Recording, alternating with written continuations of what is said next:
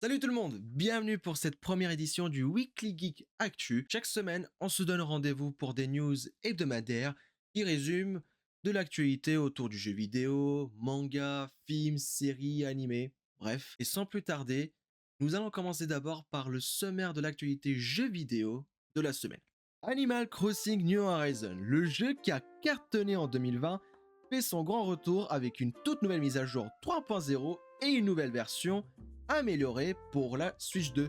Au menu, des résolutions qui sont améliorées et boostées jusqu'à 4K et 60 fps, le support souris Joy-Con qui va permettre maintenant de décorer plus vite votre espace intérieur et créer des motifs personnalisés, des sessions à 12 joueurs pour les parties en ligne, tout ça disponible uniquement sur la version Switch 2 pour 4,99€ pour ceux qui ont déjà le jeu de la première Switch. La mise à jour 3.0, un hôtel de luxe qui ouvre ses portes sur le quai, géré par la famille de Kappen.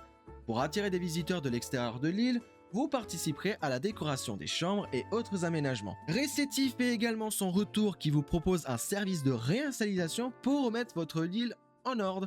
De plus, la capacité de stockage de votre maison pour y entreposer des objets, mais maintenant aussi des arbres, des arbustes, des fleurs, peut être stocké jusqu'à 9000 objets. Slumber Island est une grosse nouveauté pour les joueurs qui sont uniquement abonnés au service Nintendo Switch Online, peuvent créer et sauvegarder jusqu'à 3 îles et jouer en ligne avec leurs amis. C'est un moyen pour pousser votre imagination encore plus loin. Et également, ce n'est pas encore fini, des collaborations sont disponibles et proposées sur le jeu, telles que des objets Nintendo, des objets Lego font aussi leur apparition, et aussi Zelda et Splatoon avec cette nouvelle mise à jour. Code Violet, première exclusivité PS5 de 2026, sorti le 10 janvier, jeu d'action d'horreur en troisième personne dans un futur post-apo où Violet Sinclair combat des mutants dinosaures sur une terre ravagée de dinosaures, mais qui est beaucoup critiqué et comparé à un Dino Crisis raté, le gameplay qui est aussi trop rigide et rempli beaucoup de bugs et des animations 3D bancales. Bref, c'est un jeu qui est déconseillé et qui est à éviter de dépenser 50€.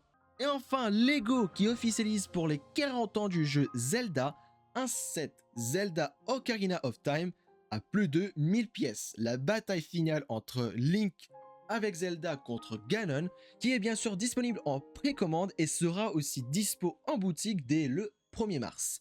Ça sera aussi pareil pour les 7 Pokémon qui ont été teasés récemment avec Florizard, Dracofeu et Tortank, qui sera proposé et commercialisé dès fin février.